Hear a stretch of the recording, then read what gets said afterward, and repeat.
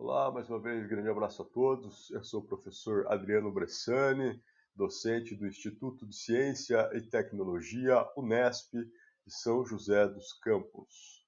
Hoje falaremos sobre plano de gestão de impactos ambientais no contexto da disciplina de estudos de impacto ambiental. E sobre isso abordaremos os principais componentes do meio, falaremos sobre as diretrizes aplicáveis às medidas de mitigação, compensação e potencialização dos impactos, e, finalmente, sobre o monitoramento destes impactos, especialmente para a identificação de ajustes necessários para o alcance dos resultados esperados. A respeito dos componentes do meio, bom, primeiro precisamos entender a finalidade desse plano de gestão, né? A avaliação de impactos ambientais, é claro, tem como finalidade primária subsidiar o processo de análise de viabilidade do empreendimento pelo órgão ambiental licenciador, pela autoridade competente, que virá, ao final do processo, conceder ou não a licença ambiental esperada pelo empreendedor, né? No entanto, esta é também uma ferramenta importante para além do processo de licenciamento, já que vimos que a avaliação de impacto é um processo global que inclui também a gestão ambiental da atividade quando ela iniciar a sua operação. Nesse sentido, é uma ferramenta que vai possibilitar à equipe técnica do empreendimento três ações fundamentais, que são a mitigação, a compensação e a potencialização de impactos. No primeiro caso, buscando diminuir, né? Prevenindo, evitando, interrompendo, reduzindo. No caso da compensação, para aqueles impactos em que a mitigação não é possível, busca-se medidas para substituir ou de forma equivalente compensar, como o próprio nome sugere, o impacto negativo por outro positivo de mesma significância, respeitando algumas diretrizes aplicáveis a isso, como veremos mais adiante. E ainda a potencialização, que diz respeito ao aumento dos impactos ambientais positivos, ou seja, buscar aproveitar da melhor e maior forma possível todos os efeitos favoráveis daquele empreendimento, como veremos adiante, né? Portanto, esse plano, em resumo, se propõe a formular recomendações ou diretrizes que são aplicáveis à gestão, por meio dessas ações de mitigação, compensação e potencialização, mas também ao monitoramento necessário aos ajustes que podem ali corrigir, né, corrigir eventuais falhas nessa gestão.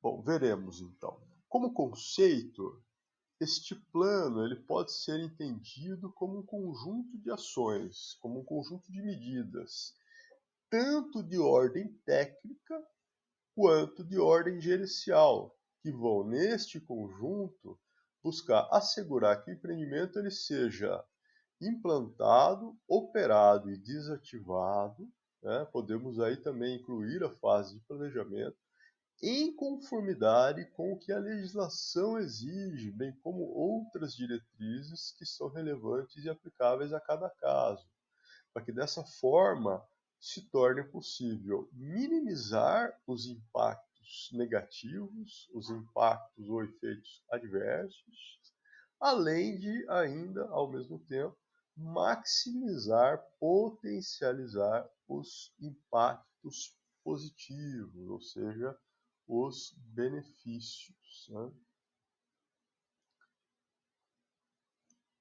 E aqui é importante, a essa altura, fazer uma distinção, né? Este plano de gestão de impactos ambientais, ele compõe o próprio estudo de impactos. Ele é uma das etapas do estudo, né? E ele não se confunde com o sistema de gestão ambiental. O sistema de gestão ambiental é aquele já implantado e o empreendimento em operação, Ele é posterior à implantação, posterior à obtenção da licença. O plano de gestão, ele é um instrumento aplicável a situações potenciais do planejamento, implantação, operação e desativação, ou seja, ele é proposto ali ainda no contexto do planejamento da atividade, prevendo eventuais consequências, prevendo eventuais efeitos daquele empreendimento sobre o ambiente, que poderão ou não depois se confirmar através do monitoramento. Né? Então, o sistema de gestão ambiental ele faz uso do plano, né? Mas é outro instrumento que vem depois deste primeiro efetivamente identificar, verificar aquilo que se concretizou e, portanto, ajustar-se à realidade verificada. Né? Como mencionamos antes, então, os componentes do plano de gestão de impactos incluem 4 aspectos fundamentais. Né? São as medidas de mitigação, compensação, potencialização e monitoramento. Portanto, diminuição, substituição, maximização e acompanhamento. Né? Em outras palavras. Vamos ao primeiro deste conjunto, a mitigação de impactos ambientais. Né?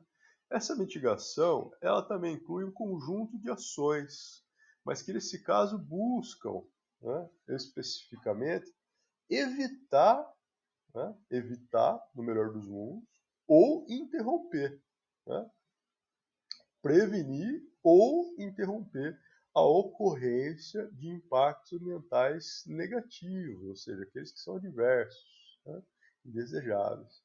Ou ainda, nos casos em que não consegue evitar, que não consegue interromper, ao menos, né, pelo menos, reduzir ao máximo possível a sua significância, a sua importância, a sua magnitude.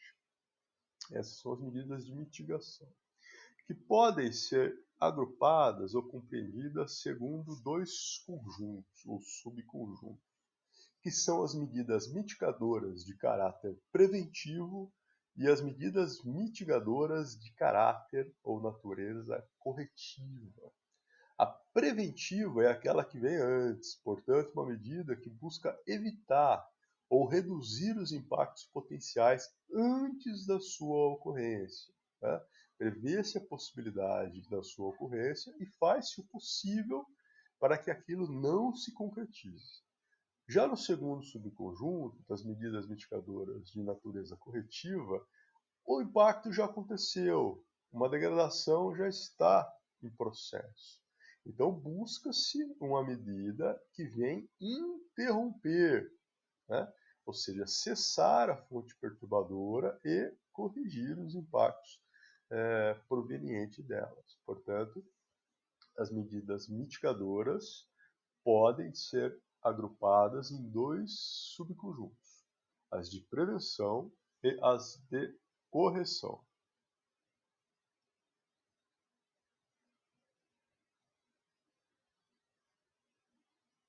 Vejamos aqui alguns exemplos, né, de mitigação de impactos ambientais. Temos lá na primeira linha, fase do empreendimento, implantação e operação, atividade, e aí temos, associado à implantação, a construção da retroárea, grades sólidas, líquidos e containers, e recebimento e montagem de equipamentos e sistemas. Associada a essa atividade, temos o aspecto ambiental de geração de resíduos. Aspecto esse que também está associado na fase de operação à contratação de pessoal, compra de insumos e equipamentos e contratação de serviços, recebimento e entrega de materiais terrestres, inspeção e armazenagem, operações de carga e descarga em embarcações. Né? Então, temos ali as fases de implantação e operação, algumas atividades associadas a ela e aspectos ambientais decorrentes, nesse caso em particular, relacionados à geração de resíduos sólidos. Então, diante dessa situação, vemos aqui a possibilidade de 2 conjuntos de ações. A primeira delas de caráter preventivo, onde vemos ali a possibilidade de estocagem de substâncias químicas em locais distantes de corpo d'água, sobre um piso impermeabilizado e com bacias de contenção. Então, essa é uma medida mitigadora de caráter preventivo, ou seja, que se propõe a evitar que o impacto ocorra. Ao mesmo tempo, é importante propor uma medida mitigadora corretiva, ou seja, de caráter reparador. Na ocorrência de derramamento de produto contaminante, proceder à limpeza imediata do solo, suspendendo-se a captação de água até que a condição de normalidade seja restabelecida. Né? Então, alguém poderia questionar, ok, mas se eu já tenho uma medida para evitar, por que outra para corrigir? Né? Primeiro porque aquela primeira medida, ela é prevista, né, ou proposta diante de uma situação em potencial, que pode, na prática, diferenciar-se daquilo que foi simulado, daquilo que foi predito, e, portanto, há necessidade da medida corretiva. Então, são medidas que devem atuar em conjunto, né? Não é uma coisa ou outra, são ambas as coisas se complementando. E dentro dessa ótica das várias possibilidades de atuação, existe aqui uma ordem de prioridade. Né? Primeiro, devemos dar preferência às medidas mitigadoras preventivas, ou seja, aquelas que vão evitar os impactos negativos indesejáveis, adversos, né? Bem como reduzir a sua significância. Na sequência, temos a preferência pelas medidas compensatórias, ou seja, aquelas em que, não sendo possível evitar ou reduzir, eu vou substituir o impacto negativo por outro positivo de significância equivalente. Apenas se as primeiras opções não forem efetivas, é que eu vou partir para uma terceira, que é a medida mitigadora corretiva. Ou seja, lá em cima eu estou tentando evitar que o impacto aconteça, mas se ele de fato acontecer, eu preciso imediatamente repará-los, né? Reparar tais impactos e interromper as atividades que estão dando causa, né? As fontes de perturbação estão ocasionando esse impacto sobre o meio. Bem, até aqui vimos os principais componentes de um plano, sendo eles as medidas de mitigação, de compensação, potencialização e monitoramento. E, por fim, detalhamos um pouco mais as diretrizes aplicáveis à mitigação. Né? Então, na sequência, no próximo vídeo, falaremos sobre as demais ações. Até aqui, obrigado, professor Adriano Bressani. Na sequência, estaremos juntos de novo. Forte abraço.